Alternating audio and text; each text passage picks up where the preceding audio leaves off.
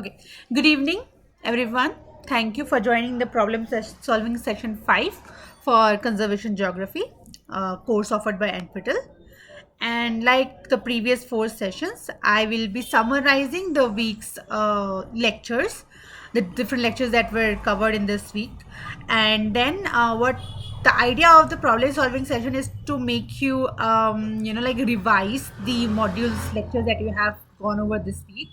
And what I thought was I'll pick out some topics. I am not able to cover every topic because that will restrain a lot of things if I'm to discuss. So I have picked up topics, first explain a bit about them, and then I have some questions from previous year's assignments and question papers, and some new questions that will aid you in solving the assignments and the exams that come later. Right, so let's begin. So this module, this time, in the fifth week, the module that was covered was hydrosphere, and there were three lectures in that. First was structure and composition. So we are basically talking about what comprises of the hydrosphere and what are they made up of. Second was oceans and water movement. So we will see that the most abundant source of or abundant feature on hydrosphere is ocean, and related to that we will see that how the water in those ocean move and what all they give rise to. And lastly, like I said, ocean is the main source, but there are several other sources. So all these water from one source to the other have to be recycled, and how does that take place? That's in the third lecture. Right, so let me begin. Before beginning the topic, we'll begin with what is hydrosphere. And hydrosphere is basically everything liquid and frozen surface waters that you see on Earth, whether it is under the ground, above the ground, or in atmosphere as form of water vapor. Right? So we'll begin with the structure and the composition. So what you see on the slides are the different forms of water that you see on Earth. So you have ocean, that's vast, free flowing, and then you have rivers, which is here right at the end. Then you have lakes, which is not very free flowing like river because it's in a constrained place, but it still contains water. Then you have groundwater, which is flowing beneath the ground. And then you have ice or glaciers, which are frozen water. They are not moving in canonical terms as of ocean, river, lake, streams, groundwater, but they are water source because when they melt, they contribute to the increase in the level of water in seas or oceans. Right. So this you would have seen in the lectures. This says of different sources of water, how much of the total water that they contain. For example, ocean, as I said, they're the vast and the most abundant hydrosphere feature. They have 97.25% of the water that you see on the planet Earth. So let's say planet Earth has 100% water. Almost entirety of it is in the oceans, whatever oceans you know of. Then next comes ice and snow, the ones that are frozen. They are not moving, but they are frozen. They contain 2% of the total water. And then the remaining water that we know of. Groundwater, lakes, soil moisture, which is when you, if you have seen soils and if you have touched it, you will know that if they don't have water in the soil soil is desiccated. They are very poor soil. So the soil contains water because it is required by the plants, but that's just 0.005% of the total water that you see in Earth. And then atmosphere, and then rivers and streams that you actually see water in is very, very less contributing to the total water. It's 0.0001%. So it's really less, and even lesser than it's what we use of as water, biological what we see. So you see, natural water is mostly contained in the oceans of the Earth. Next, like we will see in detail later, there are several processes in different sources. For example, oceans will mainly be characterized by the evaporation, and we will see this in detail in the later slides. So evaporation. Ice and snow will have snow melt and sublimation. Easy to understand. Ice and snow basically have snow. They have to melt to give rise to water. And sublimation is when they give rise to gas, which is when they become water vapor directly. So you see they are contributing to the water content in the atmosphere or earth in these two manners. Groundwater has groundwater discharge springs. So you have discharge springs from where groundwater keeps coming out into the surface. So that's how it contributes water. Surface runoffs are anything that is moving on the surface. So stream, if you know water streams and you have seen streams flow, that's flowing is runoff.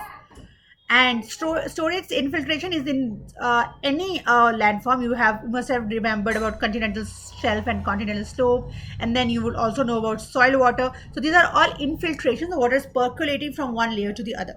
And in atmosphere, you have condensation and precipitation. You have basically rainfall. If you remember, clouds and rainfall, they are forms of condensation and precipitation, where the water is returning from these atmospheric sources back onto the earth or back onto the land. We will see all these in details in the third lecture. Now, as I mentioned, oceans are the main constituent of hydrosphere on Earth, and there are five main oceans that constitute Earth. You have Arctic Ocean, which is here in the Arctic region; Southern Ocean, which comprises of the entire southern part of the most the southern part of the Earth or the Antarctics, and then you have Pacific Ocean, which circles the Earth in the outermost edges, and Atlantic, which is between the or you can say to the right of America and to the left of African and European continent, and Indian on the other side. So Atlantic, Indian, Pacific, Arctic, and Southern. And our country, India, falls in subcontinent region or in of the Indian Ocean. Right. Now let's begin with the cost, because we are talking about structure of hydrosphere, and we know that the major constituent of hydrosphere is ocean. Let's start by studying about ocean's structure. Now, ocean, as we see from our perspective, it's just water, right? Because it's vast water. If you have seen Indian Ocean from any of the state where you can see Indian Ocean, it will look like vast stretches of water to you. But you will have already seen in the first like modules that what I know, ocean is not just water, it has very well defined land structure as well beneath it.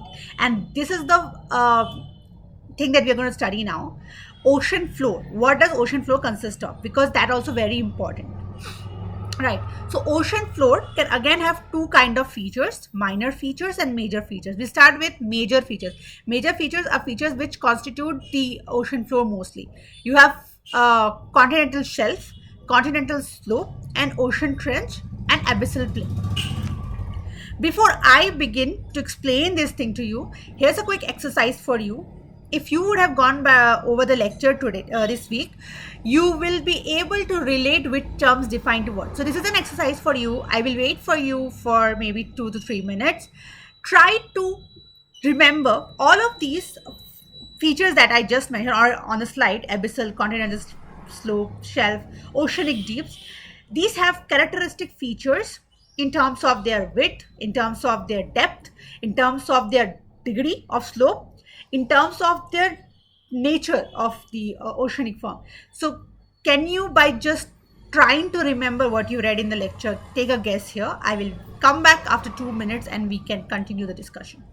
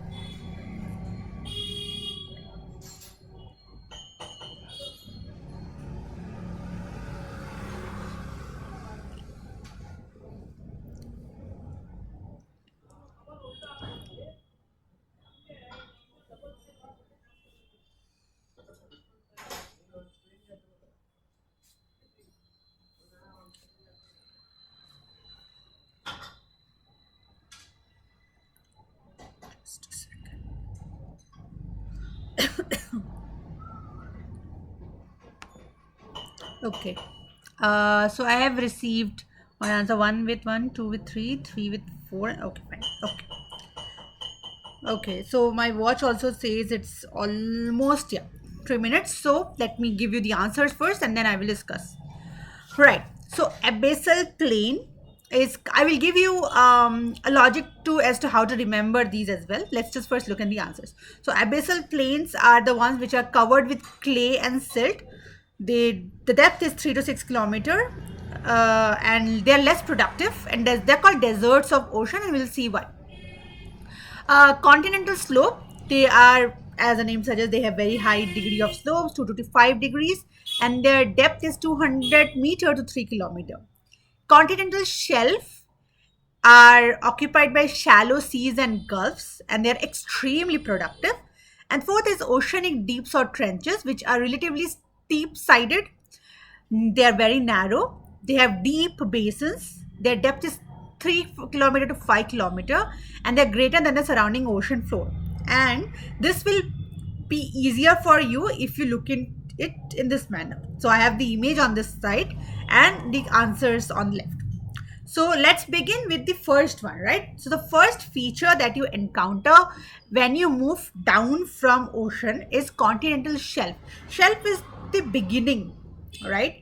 So the shelf is basically the connection between the ocean water and the slope, continental slope, okay? And here, so there are two processes that maintain the continental shelf. If you remember from your lectures, runoff and the second one being upwelling, right? So what happens here is that runoff is basically these streams that make up the shelf. Upwelling is a very important phenomena for hydrosphere. We will do upwelling later, but let me quickly tell you what is upwelling and why is it important here. So you can imagine, this is a water layer, okay? This is how your water is spread, and then you have wind, which is taking parts of water from here to this side. So you can just, I think you are seeing this as right side. So you can imagine wind is taking water from the left portion of the stretch to the right portion. So what happens is, earlier these were similar level. Now because of deposition of water, this level is increasing, right? And in the previous lecture, last week, we had seen that there is something called atmospheric pressure which increases with height. Similarly, you have water pressure which also increases with height. Now you have water here which is increasing and it is creating extremely high pressure at the bottom. This part on the other end is shallow, like it is not very deep because it is losing water and it is low pressure. So what happens is you have water moving on from beneath the floor to meet this layer because it is low pressure. So it's moving from high to low pressure area. So now this was like this will start becoming like this. So there is an upwelling. Now why is it important? Of course this is happening, that's cool, but why is it important for a shelf? Upwelling brings water from below the surface, way below, way down, deep into the surface. And what is this water consisting of that comes from deep down? So there are 2-3 things here that you need to remember. First thing is, there are so animals, right? Animals on surface that die. When anything dies, it becomes heavier and it moves down. You can just imagine a water column or anything you have seen. Must have seen many photos where you see divers moving below or deep into the ocean. So just imagine that. Now you have at the surface an animal, aquatic animal has died, and its debris has started to move below. The body has started to move below.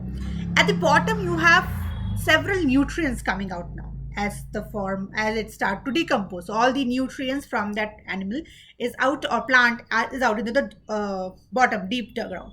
Now when there is upwelling, this water, which is very cold, is moving up along with the nutrients. So with this upwelling, you have nutrients that come up here on the shelf. You have nutrients and you have surface nutrients as well, and you have ample sunlight because it is at the top. So you have sunlight as well. So sunlight plus nutrient makes it very amenable to like for animals to grow, for plants to grow here. And that's exactly why continental shelf is extremely productive. So what are the 2 things that contribute to it? Runoff and upwelling. And upwelling will keep coming up in the future slides as well. It's very important phenomena for how productivity and for cycling is maintained in the ocean. So That's the first shelf and the first layer. And what is also important, it's not very deep. So it's just very shallow. It's right at the surface, and it's not very slope. Like its degree is not very high. The gradient is not very high. It's generally around 0 to 2 degrees degrees. So when I say degree, I mean a slope. You can see slope. If you see them right next the feature right after shelf, you will see a slant deep slide there. It's not in shelf. Shelf is very shallow. So you have things growing here. It is very extremely productive. It has a weak surface for sunlight to come and meet. So that's continental shelf. That is just the beginning of your floors below the water surface. Next in line is continental slope, and as the name suggests, it's a slope, so it has very high degree of gradient, which is 2 to 5 degree, and the kilometer. So continental shelf can be varied in its height and width, depending on how much extent it is. Slope generally have a depth. Depth is how deep it goes into the ocean. It's 200 meters, which is very shallow, to 3 kilometers, which is very high. And then after that you have abyssal plain. Now how do you remember stuff? Continental shelf is basically the start, because it's right from the word says continent, then a slope which brings you bottom, and then you have abyssal plain.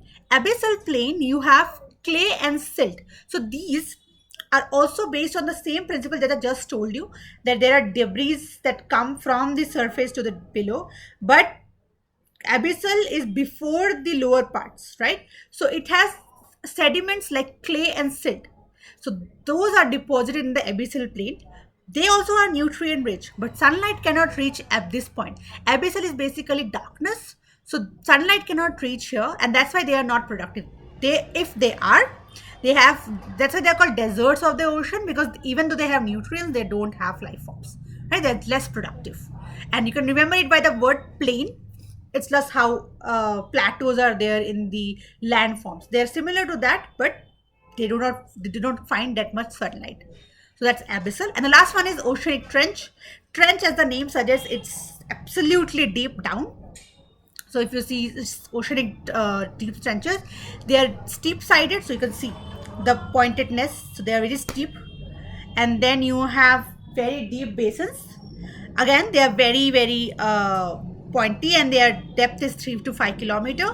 And this is a region which is volcanic in origin. So if you remember tsunami and volcanic eruptions, those start at these trenches, right? So one of the most deepest trench of ocean in Earth is the Mariana Trench, which is also discussed in the lectures. You find them in the Western Pacific Ocean, which is towards the America.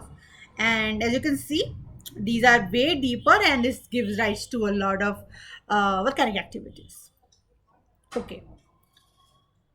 So those were major features like I discussed. Now there are minor features which are equally important but not that widespread in the oceanic floor. What all do you have in this? The few of these we have already read. Mid-oceanic ridge, which we had read in the first few lectures, Guyot, seamount, and then we have others as well. So we'll again do the same exercise. Let's see if you can remember quickly. I'll wait for you for 2 to 3 minutes, and then I'll come back and discuss this in the same way that we have just done for the major features.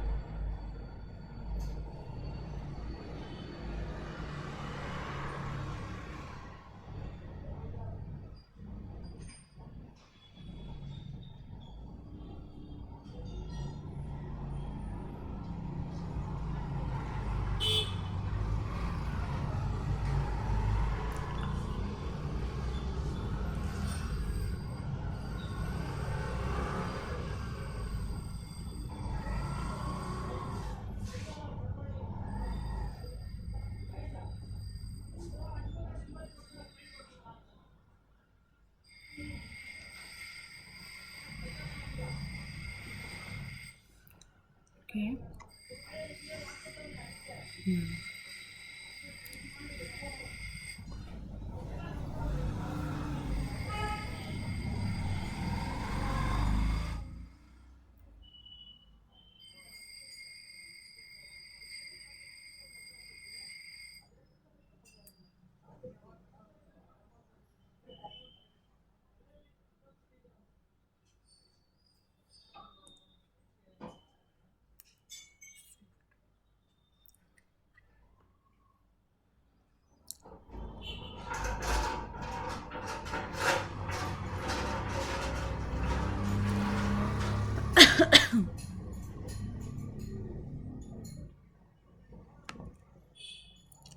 Okay, so I think I got one response. I'm giving the answers out here, and I said I'll discuss. So we'll do that. Yeah. So the minor features are sea mounts, atolls, submarine canyons, guyuts, and mid-oceanic ridges. Let's explain them again in the similar manner. So, seamounts. Let's start with seamounts here first, because the most important one, which is mid-oceanic ridges, which we have also discussed in the previous lecture, I will do it at the end. So, seamounts, if you see by the definition here, it says have pointed summits rising from the sea floor. They are again volcanic in origin, provide heterogeneous habitats affected by mining, right? So these are minor features. That means they have, they are not vastly spread. They are features which are present at certain points and not in very great disperse. Now, sea mounts, if you see sea mounts, these are these volcanic islands kind of features, but they do not rise above the sea floor. If they rise above the sea level, they become islands. That's also in the lecture. So islands, but which are below the sea level, they are seamounts, right? And because they are just below the sea level, when so in ocean there are activities like mining, trawling. These are the land features that get affected because of those activities, and that is what we are trying to highlight, because the subject is all about conservation geography. So along with the original phenomenon, you should also know about the problems that they are facing. So sea mounts, like the name suggests, right? Mountains, sea mountains. So they are mountainous, but they do not reach above the level of seawater. Next is atoll, like someone correctly guessed here. They are low islands consisting of coral reefs surrounding a central depression, which may or may not be connected to seawater. So if you remember your lecture, atolls are basically these round structure. The example discussed in the lectures was Bikini Atoll. So you have this, so atoll, okay, you can think of it as a lake. It is surrounded by a layer which is connected or not connected to a seawater, but they are centralized to that part, and they are consisting of coral reefs. Coral reefs are basically a biodiverse region where you have these corals which are growing, and they take atoll as their substrate support, so they grow there, right? Then you have submarine canyons. These are deep valleys that often cut across continental slopes and continental shelf, extend off mouth of rivers. So these canyons, which you can see here, these are the continental shelf, right? Here you see some grooves, some ridges. Those are the submarine canyons. So they are canyons. They are big gaps in the continental shelf. So they are way above of the floors that we are talking about. Next, you have guyot, which are flat top sea mounts with carbonate rocks at top laid by corals, easier for trawling and mining, and I will explain you. So here in the image, see where is guyot. It is right, you can say, in front of seamount. And what is the difference between seamount and guyot? If you see the top of guyot, it's flat. Basically, the edges pointed, which is at the top, that has been eroded. How? Because of water. So because of water, these layers have got eroded and they have become flat now. So because they have become flat, flat gives you a substratum to be. So corals started being here. And we are talking about way back in time, okay? So corals were here, and corals, as you know, their exoskeletons are made of carbonate. So they deposited their carbonate here after their perishing or death. And these Corals have now gone away from the substratum because why is coral not found in this layer anymore? Because they are way below the sea surface level. So they have gone way down for corals to come and be there. But the corals deposition are still there. So you have carbonates on top of these corals. So you see they still have so much nutrients. But because like seamounts, they are also this high above the floor. They also are easier for trawling and mining, and that's what affects them. So seamounts and gourd only differ in the top structure of their whole feature. Last thing is mid-oceanic ridges, which you see here.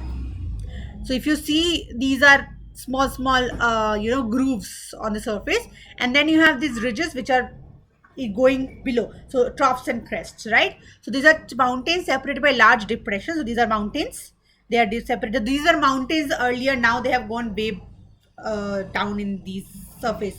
These are all from previous lectures, and we had discussed all these divergent plate boundaries. How did these move below? So you have a lot of interconnected topics in these lectures. So if you at any point feel like you're not able to connect to it, please go back to the original lecture, try to get the concept there, and then come back, because these are all very interconnected. And only when you are clear about what was divergent, if you remember something was coming together was convergent, plates moving away giving rise to gap in between, that's divergent plate boundary, and that is what gave rise to these ridges. But these are all in terms of ocean floor, not above the land. Okay, right. So some of the features that you can imagine here are, for example, these mid-Atlantic ridges. So these are Atlantic Ocean, and if you go to the floor, you have these ridges. In these regions, you have those depressions, and these are the largest mountain ranges in our planet. And you see the length of it; it's 65,000 kilometers. You can understand how distance it is spread it to. And seamounts, which give you this surface for attachment and growing. Uh, you can see how diverse they are, and they are spot for rich biodiversity. There's an example of a seamount in Central California, which is called Davidson Seamount, and you see on the substratum on the rock here so many beautiful plants and animals grow, and this kind of tells you if mining is affecting them, we are also at the risk of losing biodiversity. So this is kind of why we are so interested in understanding this. Right. Coming to the next topic, this was all about your ocean floor. We also said we'll also read about ocean properties, ocean water. So ocean water is, we are talking all about water, okay, water current, but water has several features to itself as well, and we will see how that changes in ocean layers or depth. So very intuitive to understand. If you have ocean water, sea water, as you go down the depth, your density increases. Understandable in even from your hydrosphere atmosphere concept. If you keep going below, your pressure keeps on increasing. So that but is only one reason, which is the increase in the pressure. There are two more reasons why density of seawater, density is mass, right? So that also increases when you are going way below the ocean layers. That's increasing salinity and increasing temperature. When I talk about increasing salinity, there is one very important concept that has been discussed again and again and again in the lectures, which is your okay, let me come to this and then we will discuss. This is phase separation, if you remember, but we'll come to this. So increase in pressure is because as you go down the your water, your temperature is reducing, and water is at its highest density when it is at 4 degree, and 4 degree is the temperature which is what you get when you are reaching the deep down. So with decrease in pressure, or with the change in the in temperature, you have the density which is changing. Salinity, let me give you an understanding quickly. So when you go to polar region, you have your fresh water. Your fresh water is freezing. When it is freezing, as you know, by evaporation, by precipitation, you have salts in the water. So when the water is freezing, the salts come out and the water freezes alone, but it doesn't move away from it. It is still in the vicinity, but the ice that forms, that is of only water, the salts are at the other side. So it's phase separation, but because it is still having salt and all of them are together, this makes the entire chunk very heavy and it starts moving down. So your density increases because you have this phase separation that has happened, and everything is now moving down, because as it is denser, it will keep moving below. So you have increasing salinity because your salt is also content is increasing down the depth, right? So you have that, and you have increase in your temperature, which is what I have just mentioned, that your if you when you will see the warm current, the cold current, you will understand that it is also increasing temperature, right? So that's about this vertical. In temperature, you have two layers of divisions. Again, you have horizontal temperature distribution across the earth or across the ocean, and you have vertical across the ocean. Okay, now across, when you're talking about horizontal, again it is not the same at every place because it is dependent on several features. Let me try to quickly explain them. First is latitude. So as you know, equator faces more sunlight than polar region.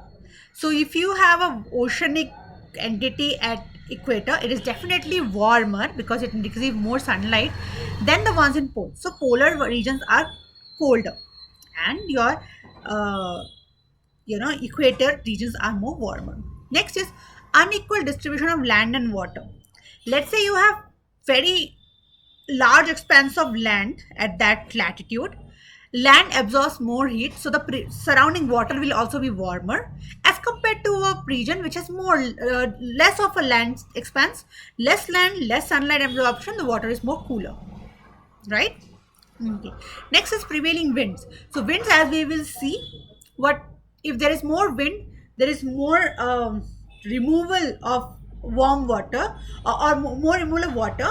But then again, which way is the wind coming from? Is it coming from the land? Then it is warmer. If it is going away from the sea, then it is colder. So type of wind that is existing, as we had done in the previous lecture, that is also important. And ocean currents and enclosing of seas.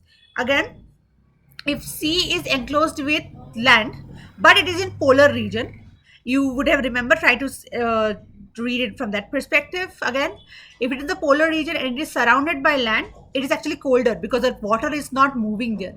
If it is in equator and it is surrounded by land, the water is also moving, it becomes more warmer. So that also changes the way ocean's temperature is horizontally.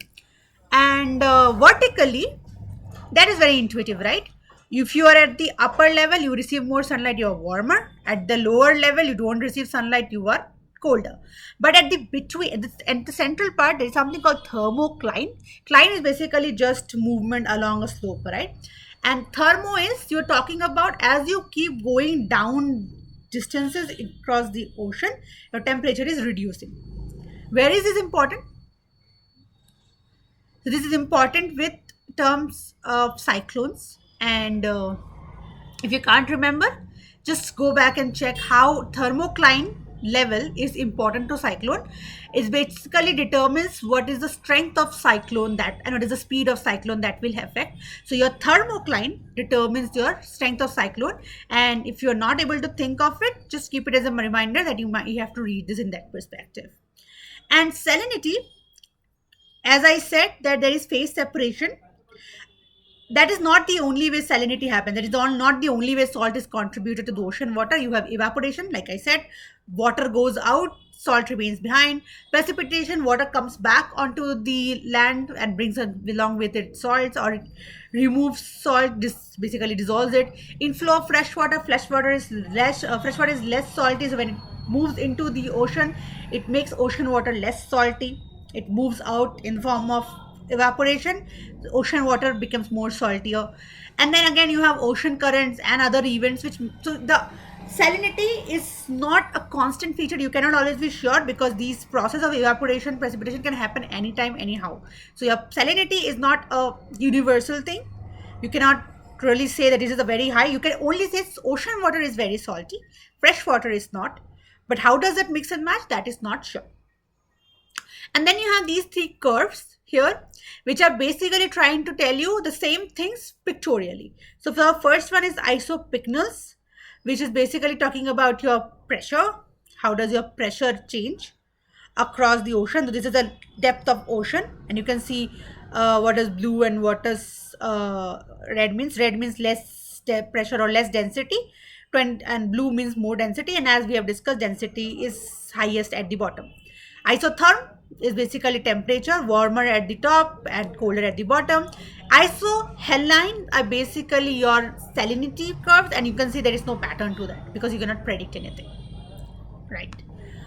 Okay, so summarizing this entire lecture quickly, I have got 10 questions that covers the entire lecture. I've tried to cover all the topics that were covered. So I would like you to solve this or at least note the questions.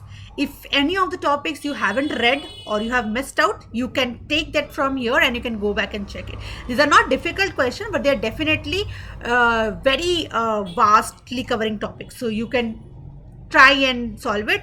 There are two such slides. So first slide and then their answer, and the next slide and then their answers. I will again, because it's a 5 question, I will wait for maybe 2 to 3 minutes. You can try to guess it because it is not difficult if you have read the lecture. If you have read the lecture and have missed out of the topic, that's also fine. It gives you a guide to go through the lectures, right? And I will come back and answer any questions if you have, and I'll explain all the answers as well. See you in 2 minutes.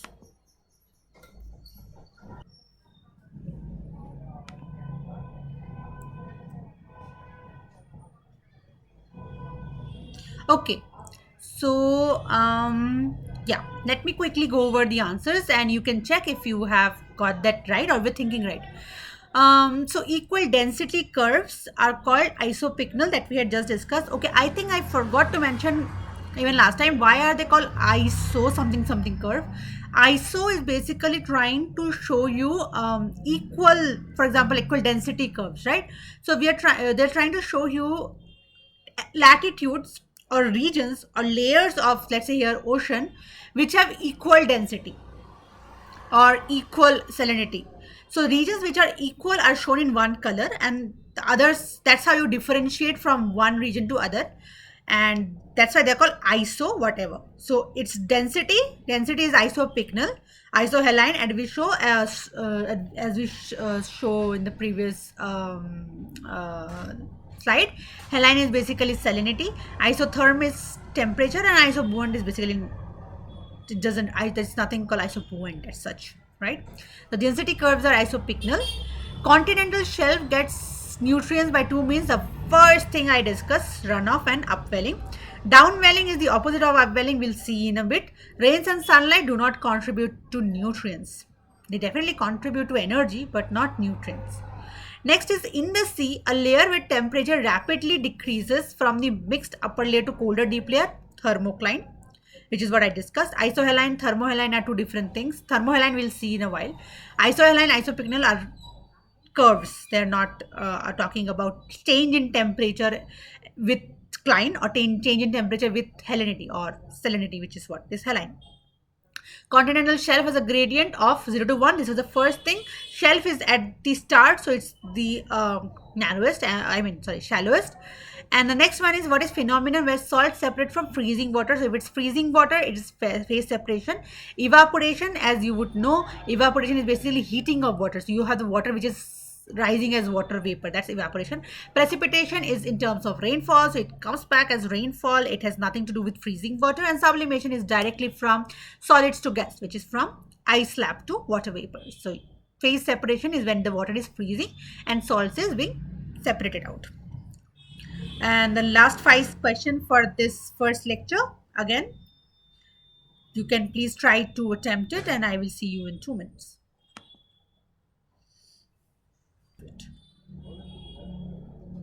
6, 8, 7, 8.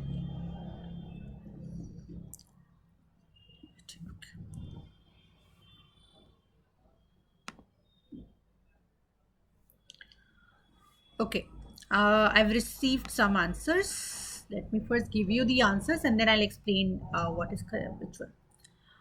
Okay, so first question here is, which of these are oases in the desert due to being them rich in biodiversity? And if you remember, these are all, first of all, minor features.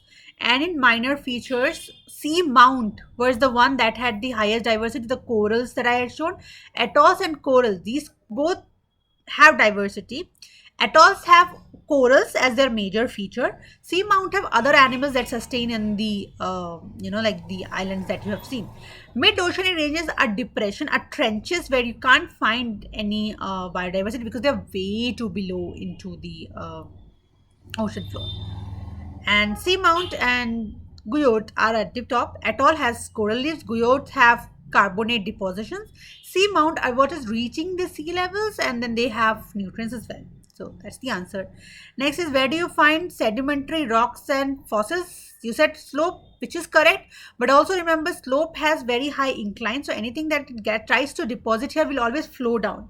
Shelf is shallow, so also shelf has runoff. So shelf has these streams of rivers that comes and flows, and if they have sediment, that they do, as you know, so when they reach the shelf, their speed slows down and they deposit there. They cannot deposit on the slope. If they can deposit on the slope, but they will keep moving down. On the shelf, it's easier for them to settle down and deposit themselves. So that's why you find them on the shelf.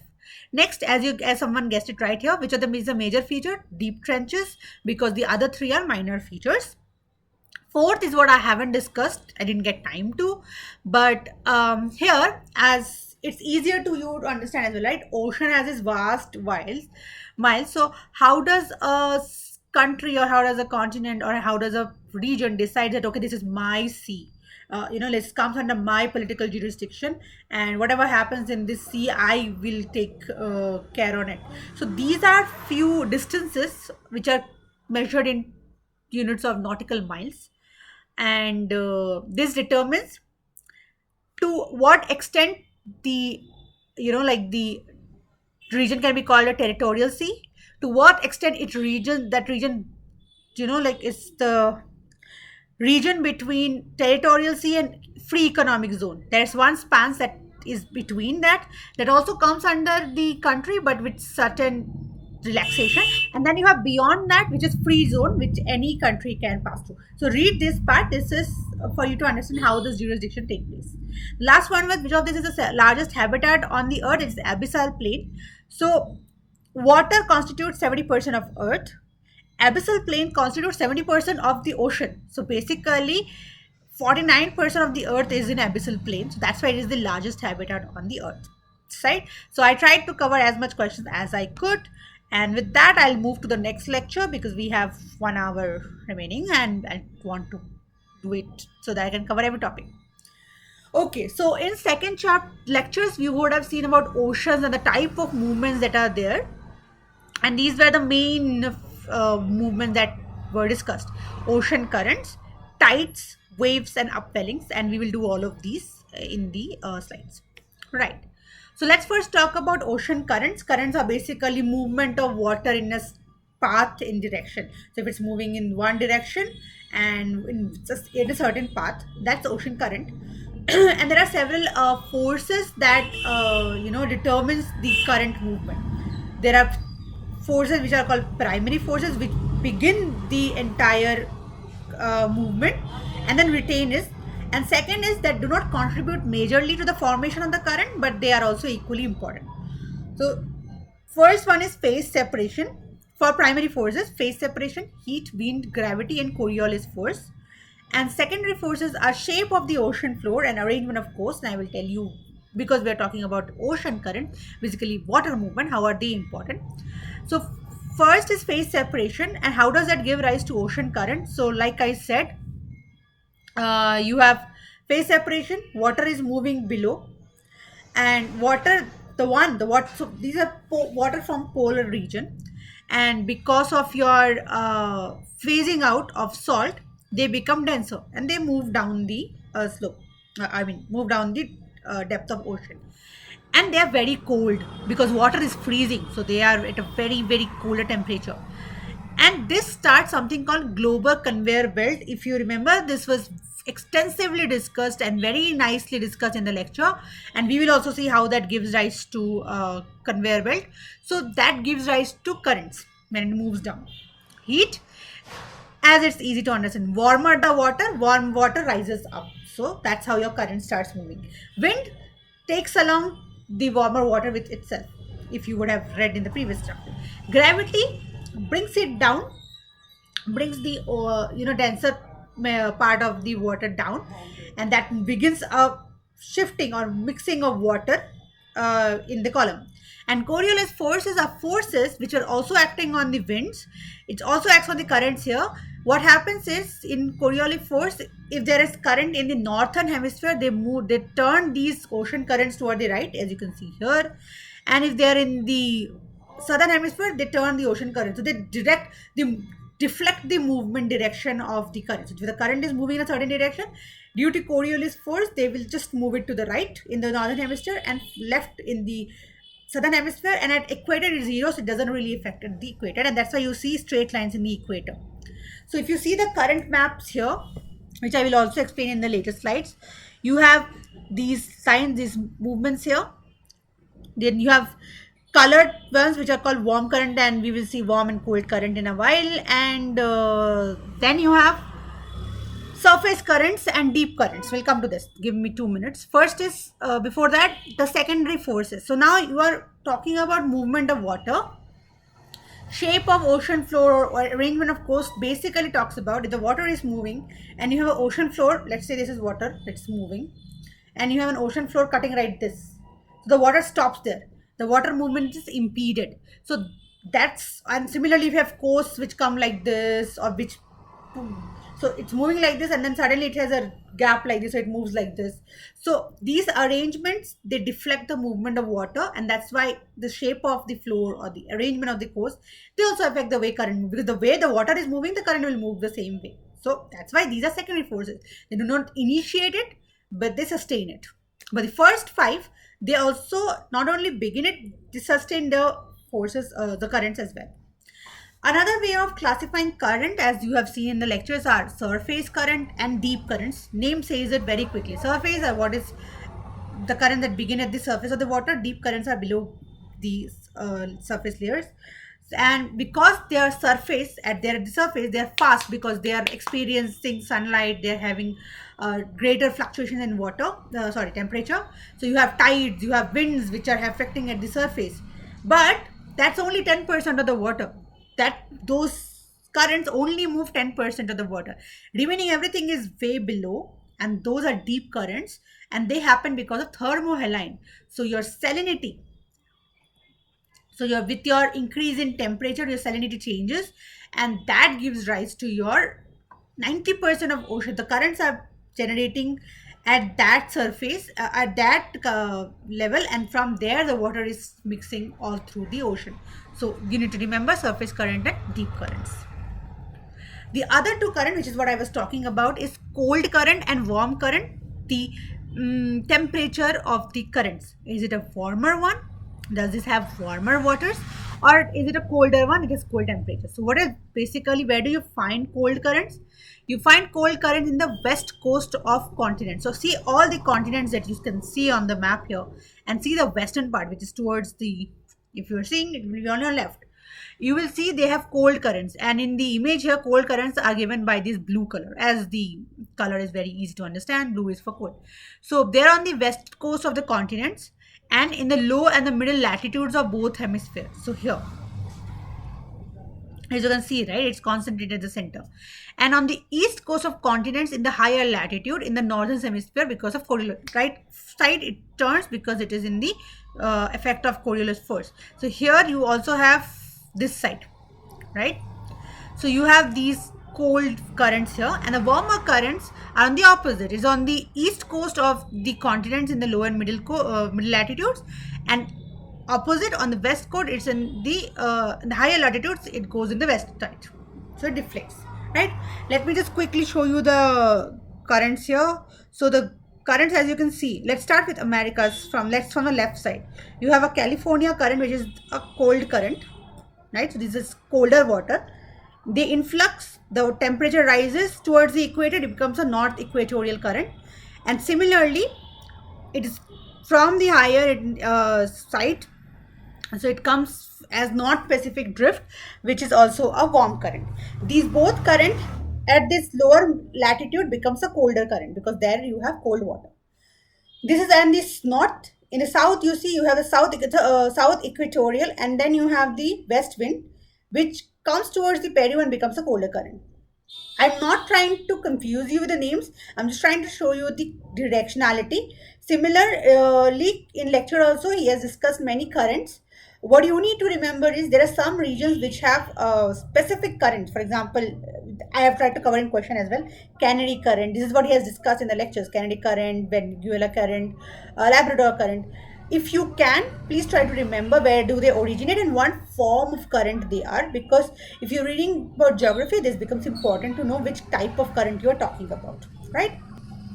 As you can see in the image here, Indian Ocean mainly has warmer current because it's just above equator, so you face a lot of sunlight and the water are warmer here, right?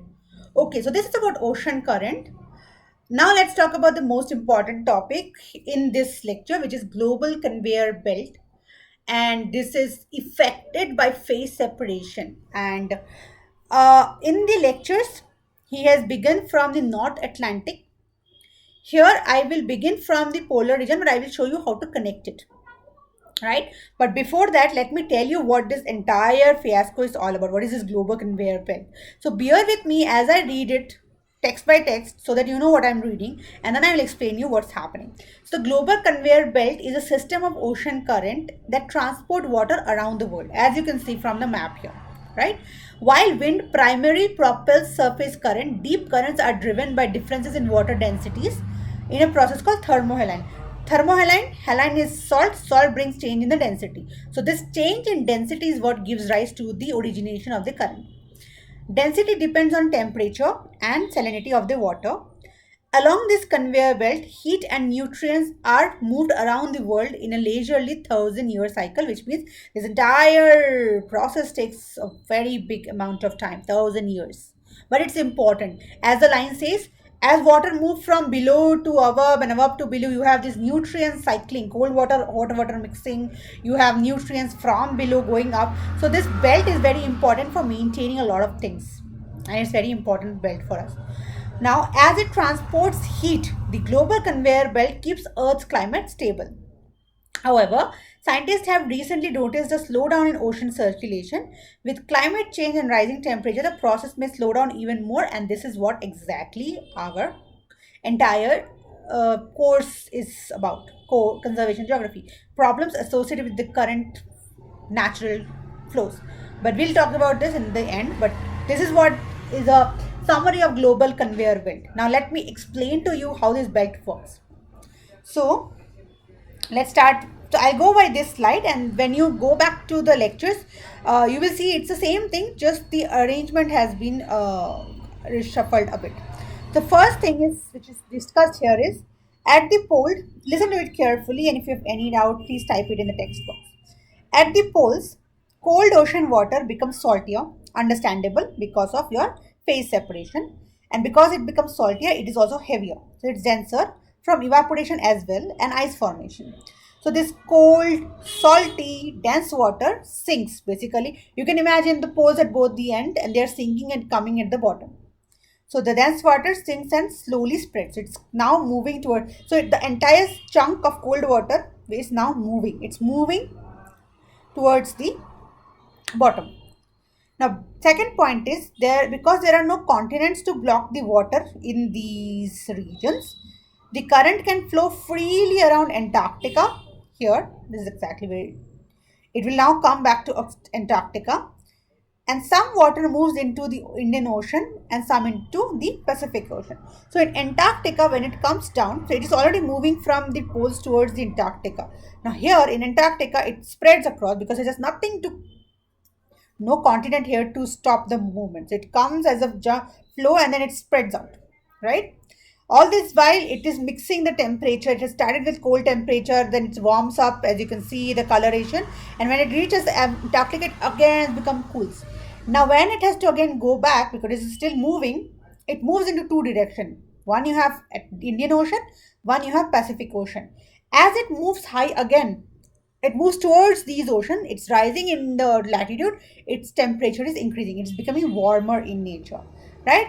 Third one says, which is here, deep water surface in the process called upwelling. So it is moving And what happened when there was moving? You have winds moving, you have currents moving. So one part of the water is moving to other region, other part is becoming shallower. So it will start recycling water. The water from the ground or deep below will come to the surface, and that's called upwelling. So you have upwelling, you have several nutrient cycling going along in the process.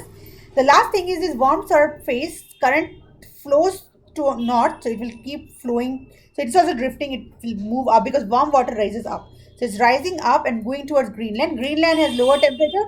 The temperature will drop again. Again, things will start freezing.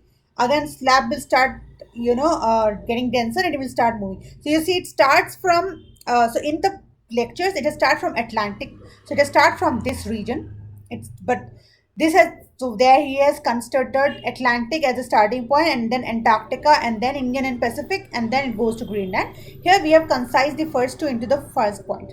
So it starts from poles, moves down, goes to Australia, raises temperature when it reaches Indian Ocean and Pacific Ocean. Then it moves towards rising up, goes to Greenland, receives lower temperature, again starts forming the slabs or colder water.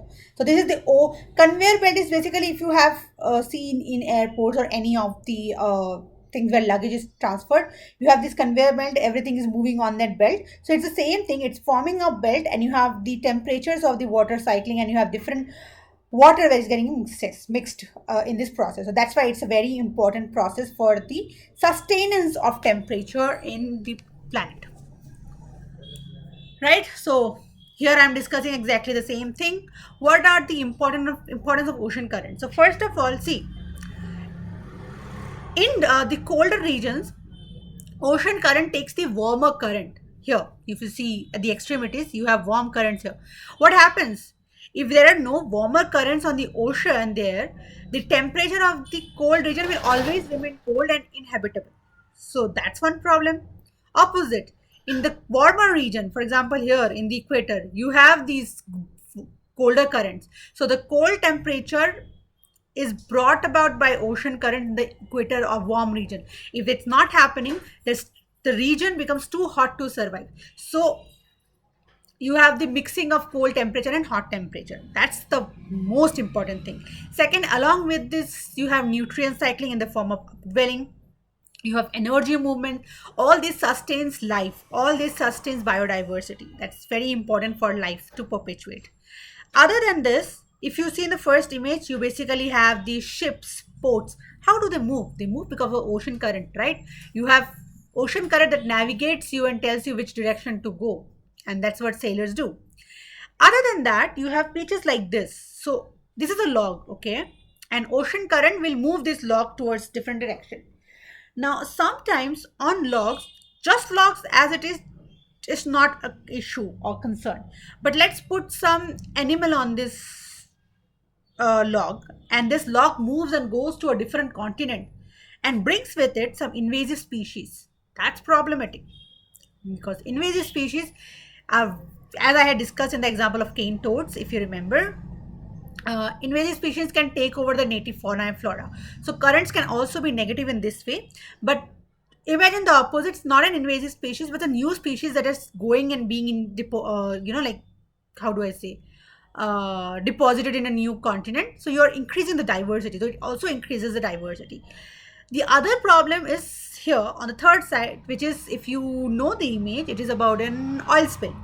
So there can be an oil spill in the current or in the ocean, and it can stay stagnant like this until you have ocean currents that move these spills left and right. So your spillage is not increasing in the ocean waters. So ocean currents do have these slight problems, but then they are also very important for the entire unit to sustain. Now this brings us to the problem of global warming.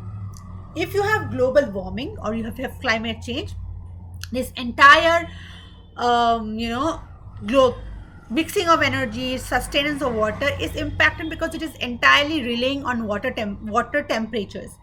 So just a second. Yeah.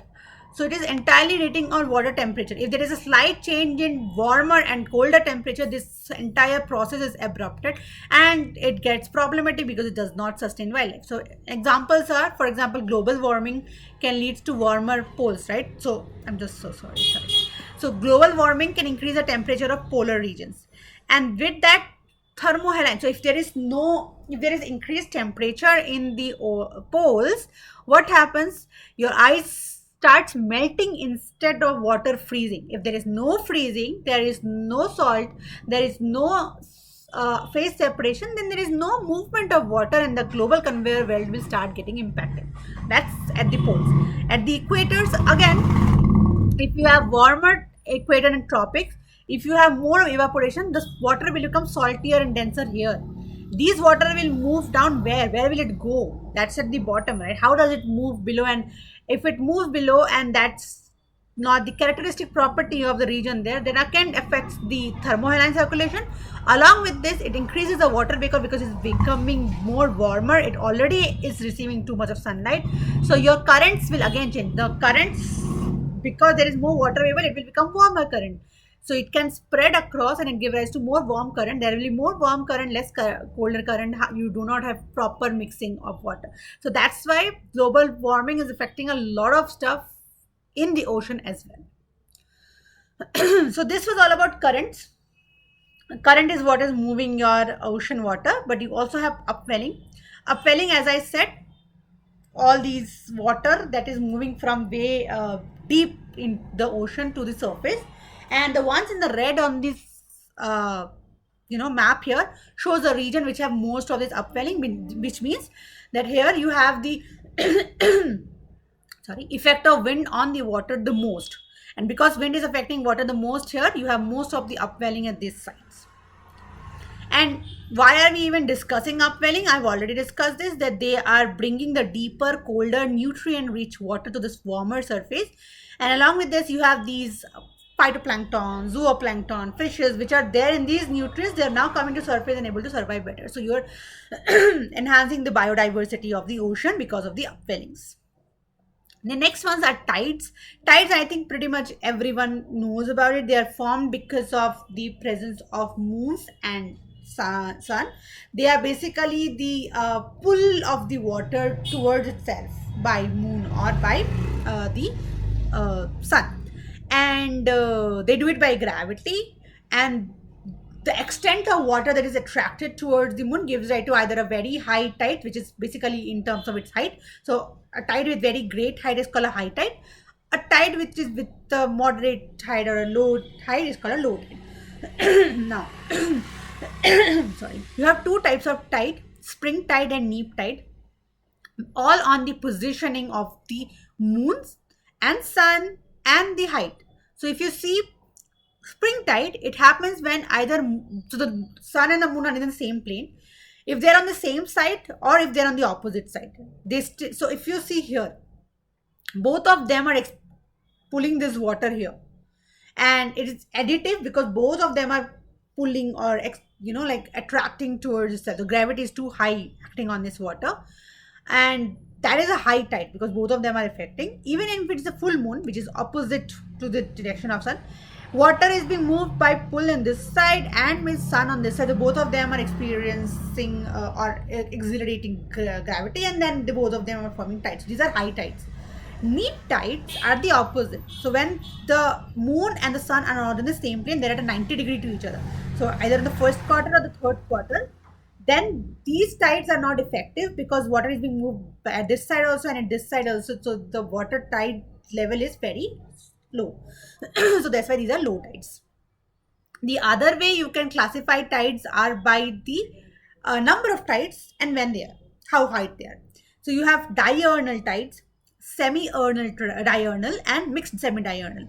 So diurnal tides are basically one high and one low each day. So in one day, you have a one high tide and you have low tide depending on the positioning of sun and moon at that ocean or at that water level.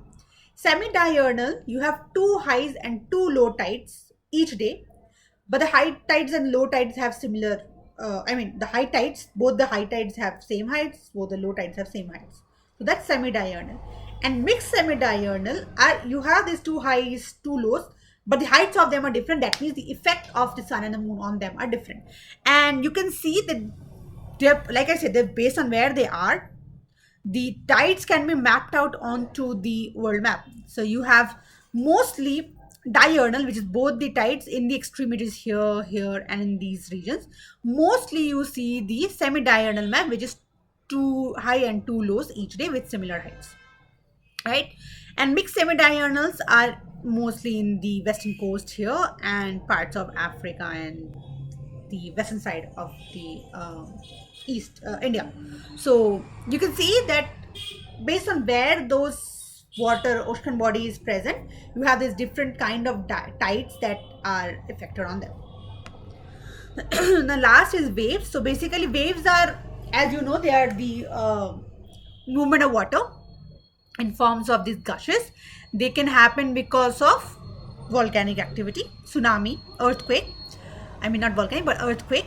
They can also happen if there is a change, if there is anything that touches the surface of water and then pulls along with it. For example, birds. So it just, or wind, it just moves with it.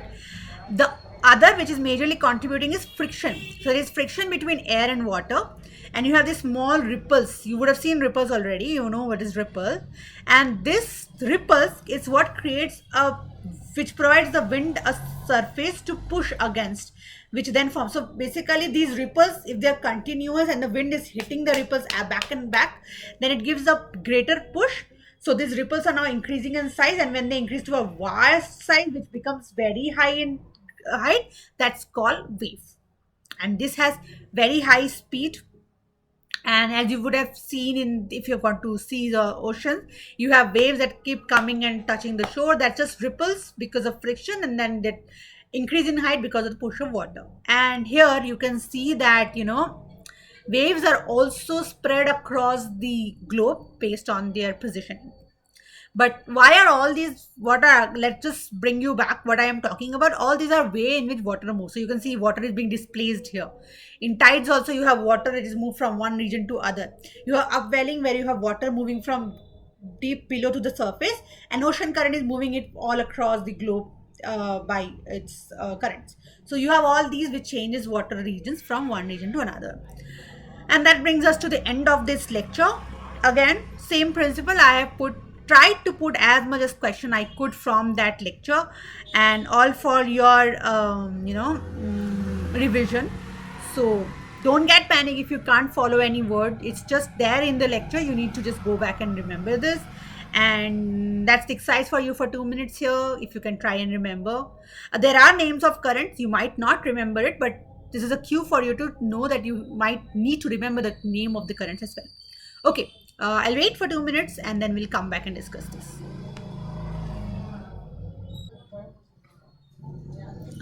One.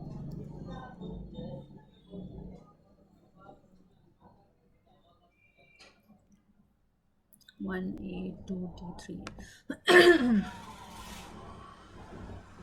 2D3. Okay.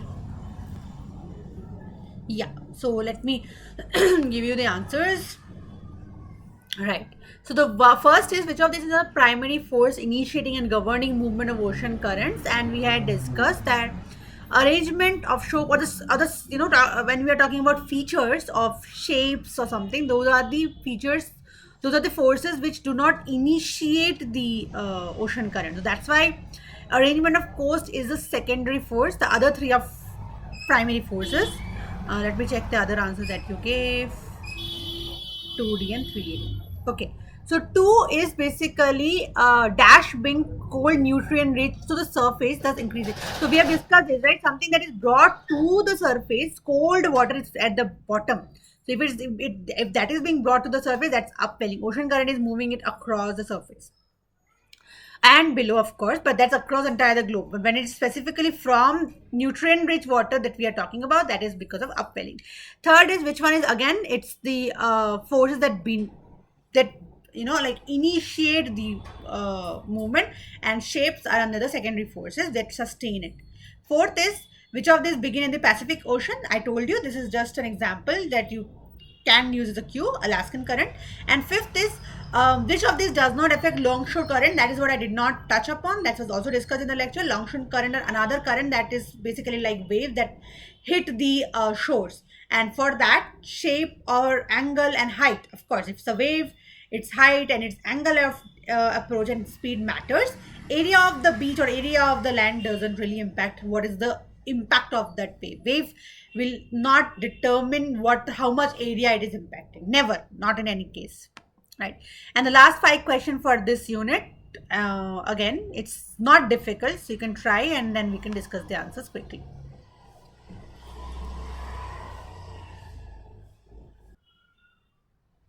Okay, let me give you the answers for this and you can check if you're in the correct directions. I'm so sorry. Yeah.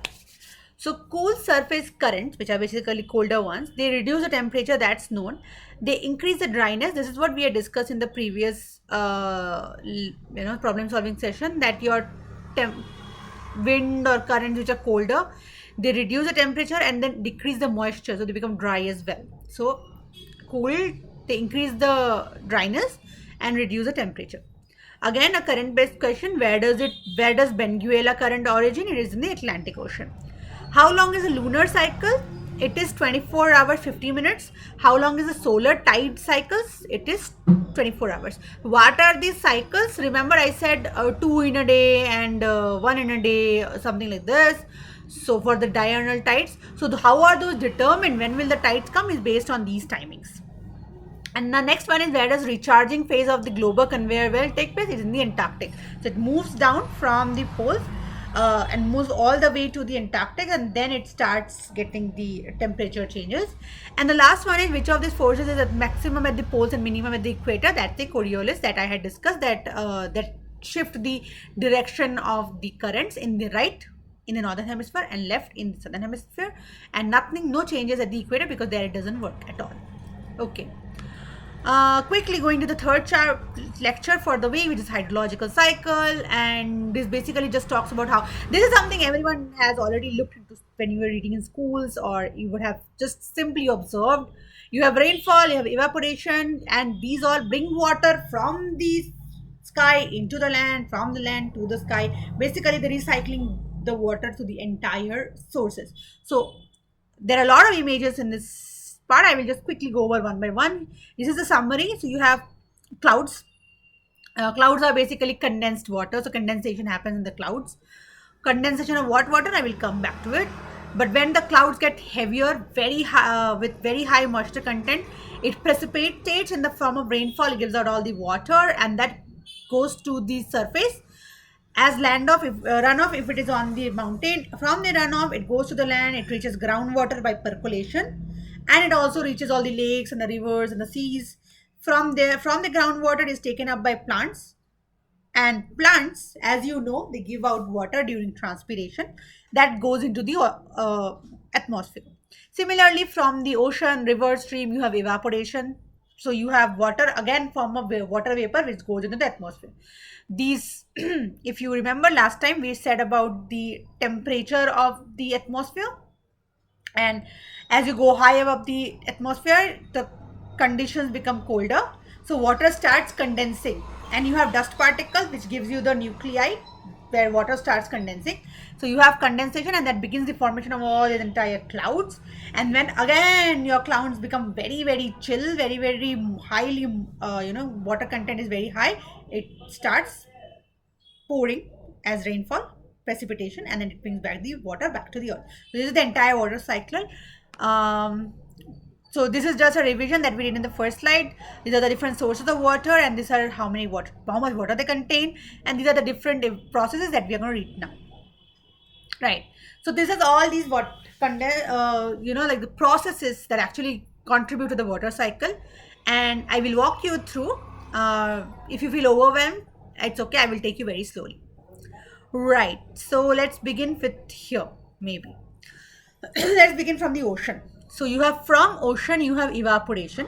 So you have ocean water, which is under the influence of sunlight getting heated up and then evaporating as water vapor into the atmosphere, right? And then you also have condensation, where like the colder water, the one which do not receive sunlight but still move ahead, which is the cold current. So condensation is also happening. Now condensation becomes here evaporation. Condensation follows the evaporation. Condensation leads to the formation. Just 1 minute.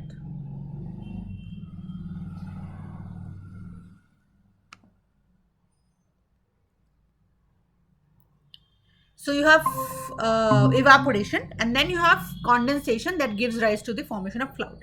Now, clouds have water which is in the atmosphere. And this is not the only way clouds are formed, or not the only way water will come to the atmosphere. Evaporation was only from the ocean. You also have evapotranspiration, the two terms that you have just discussed, evaporation and transpiration, which is from the have vegetation on the land. So you have water coming from there. You also have water which move from the ice directly as water vapor into the atmosphere. So clouds is getting high content of water vapor not only from ocean for evaporation, but also from all these other processes. So when this happens, after a lot of water content is there, it starts precipitating. It starts getting cooled, right? What all happens there? First thing is it comes off as rainfall. That's understandable. What other things happen when it doesn't? When the atmosphere, when the clouds are lower, they deposit as ice and snow. So this is deposition, right? So it deposits as ice and snow. If it is precipitating, it comes down as rainfall. And then also there can be volcanic stream, which is what we have been talking about, right? Now, when it precipitates and comes on the earth, it can have snow melt. It can be a runoff. So it is on the side of, let's say, ice and glaciers. They can also lead to snow melt and then these runoff, right? Or it doesn't have to necessarily be always in the form of rainfall. You would have seen fogs, mist, haze in your surrounding wherever you stay. Those are also forms of condensation, how the cloud give away the water content. So you have fogs, you have mist, you have haze. These are all different dews. These are different type of water droplets or water form that are released by the clouds, right? Now, when it reaches the land, you have infiltration. The groundwater, if it reaches surface, you have groundwater discharge, so you have groundwater storage, and the groundwaters are taken onto the land by freshwater, plants, flora and fauna, and also there are volcanoes in the ocean floor that gives out this water onto the upper surface. And you have seepage. So you have groundwater which is coming to the surface water coming to the atmosphere. You also have ocean that comes to the atmosphere, and all these together build up the water cycle, right? So intuitive to understand, not very difficult. It's just how you see the flow of water. On this slide, I've given all the different processes. If it was not clear from the image in the previous slide, it's all here. I will not go through it once again. I will just quickly take the names of it. Evaporation we have discussed, transpiration we have discussed, sublimation we have discussed, advection is basically movement of water through the atmosphere. So clouds one, right? Wind. Clouds move during wind, so these winds. Condensation we have just discussed. Deposition, ice and snow. Deposition is basically water is directly so the gas is converting to solid form directly.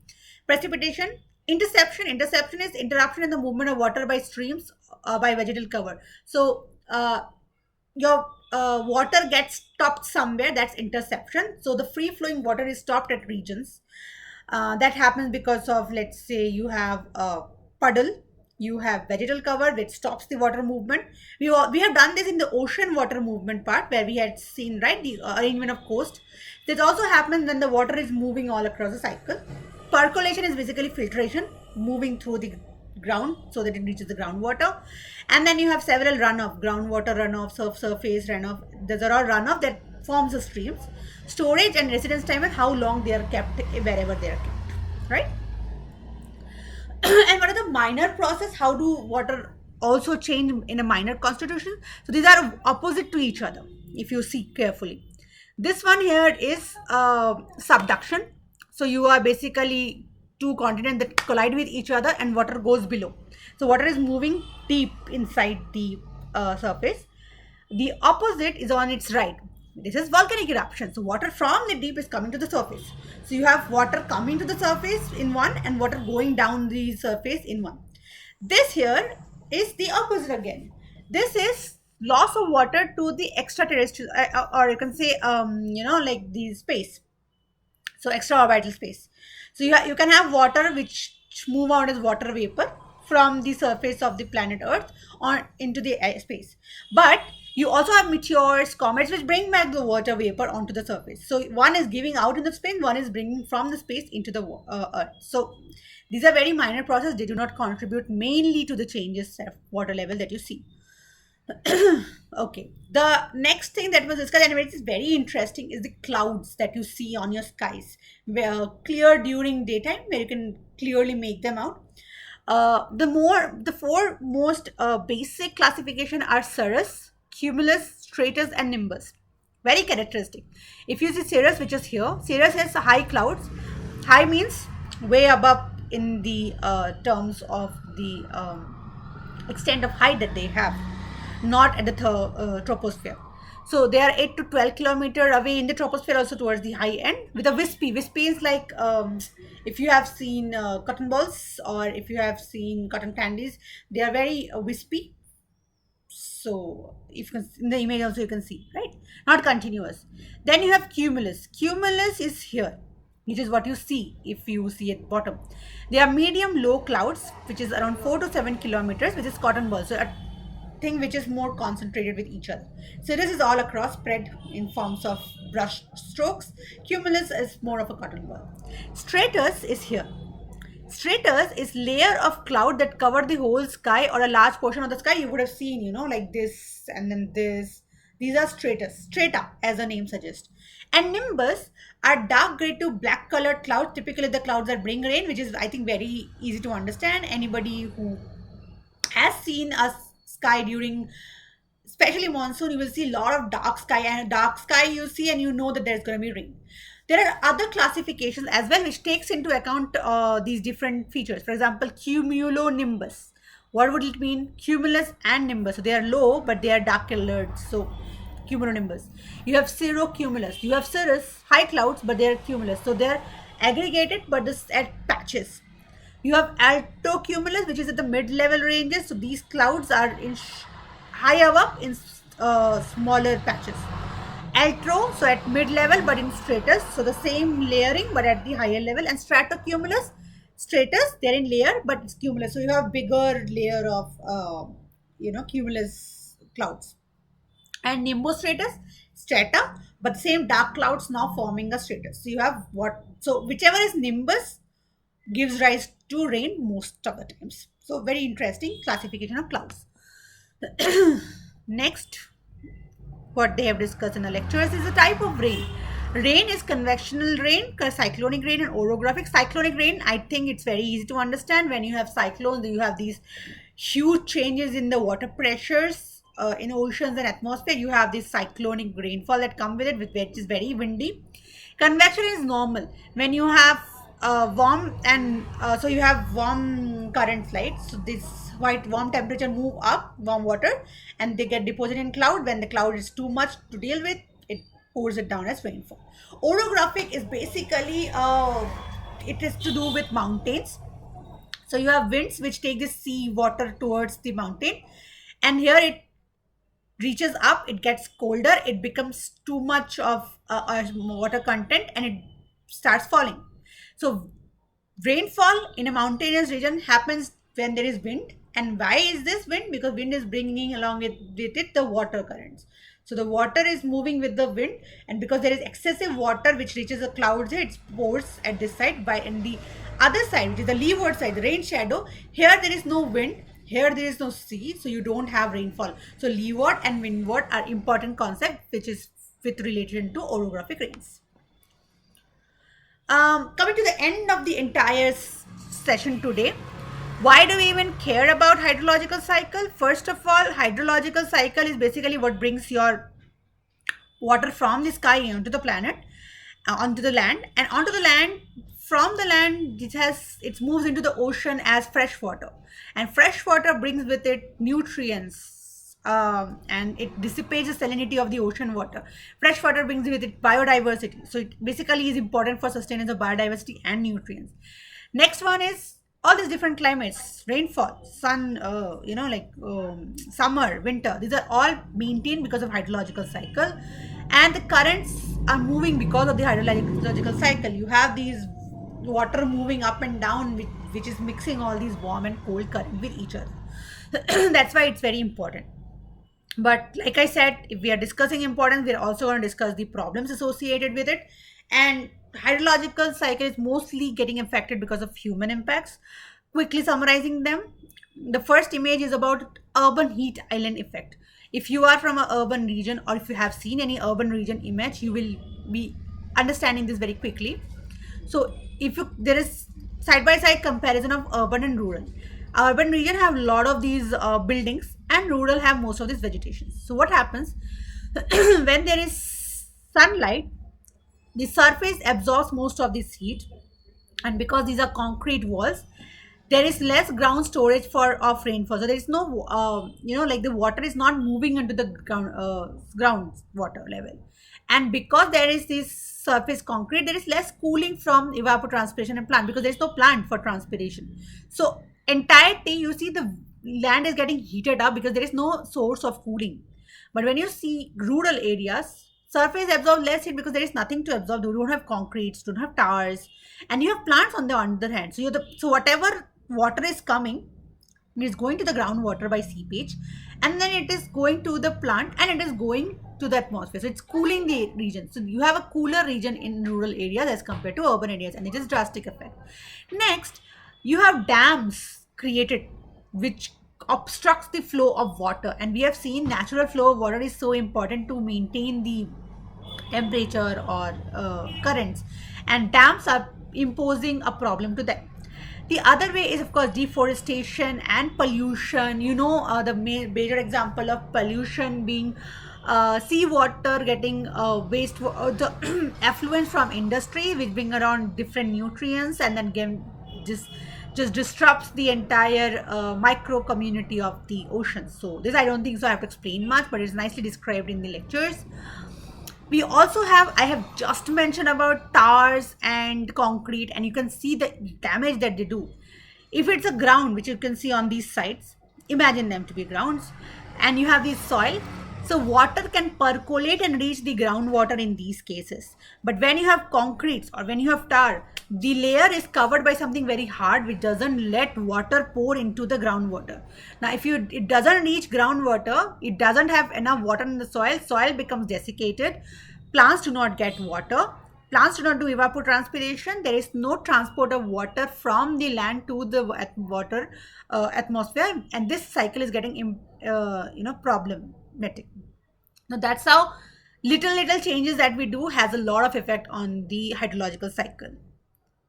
Right, with this I come to the end of today's session, and again quickly these questions which I will wrap it up quickly in 2 minutes. You can try to solve this. I will discuss the answers and then the next slides, and then we can wrap it up for today. So yeah, I will wait for 2 minutes and then we'll quickly discuss the answers.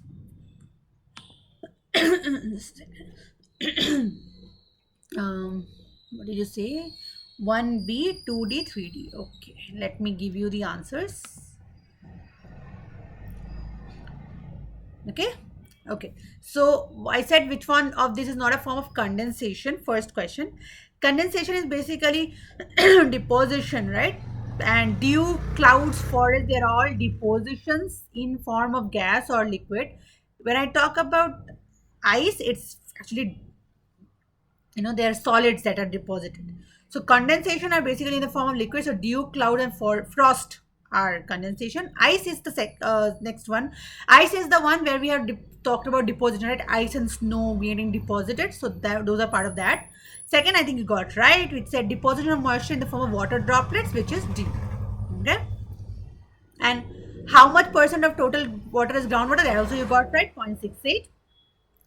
What type of rainfall is prevalent in equator? If you just imagine what is the most prominent process or what is the most prominent feature of equator? Temperature. So if temperature is the most dominant feature there, then convectional rainfall is the type of rainfall that is prevalent in that region. And the next one is, which of these is a major contributing factor for the water movement? Subduction, volcanic activity, and outer space. These are all minor forces which I discussed in the slide. Deposition of water is ice in the water cycle, so it's a major process. And with that, we come to the last slide, which is the last 5 set of questions, and then we are done with this session today.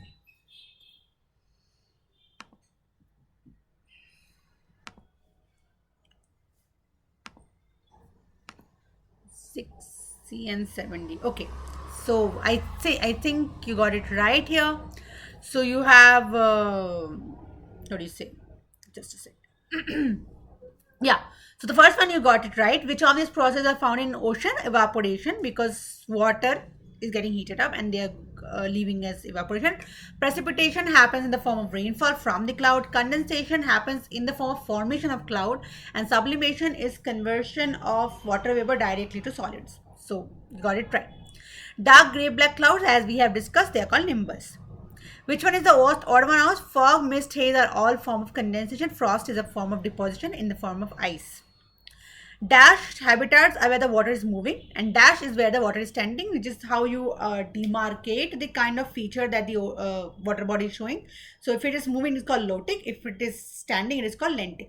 Lake is lentic, rivers are lotic.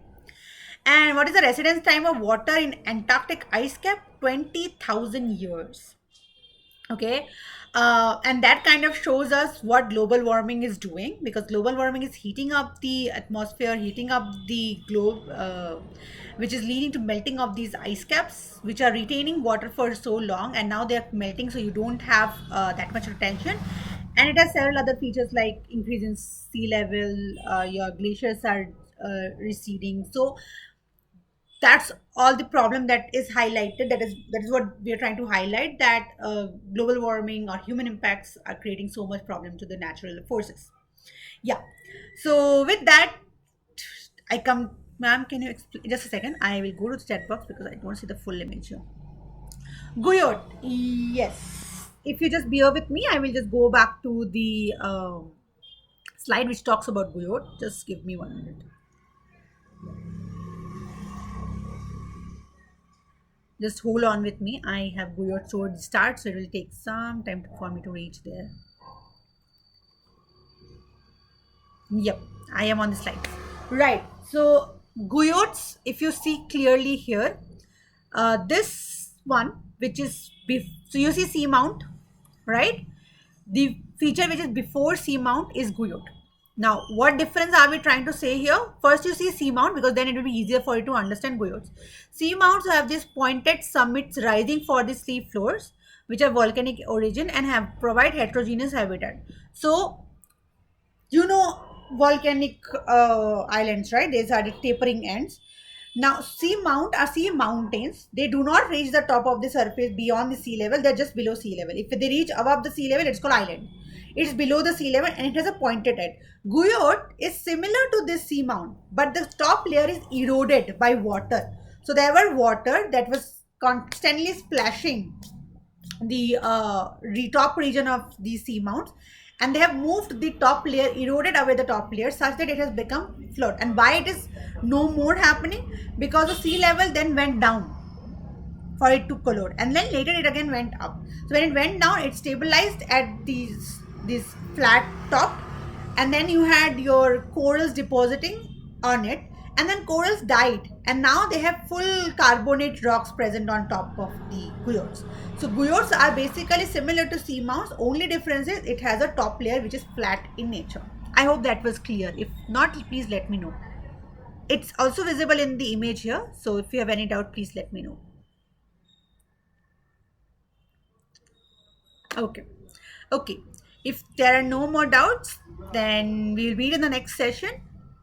Today's session is over, and thank you so much for being with me for the entire session. Thank you.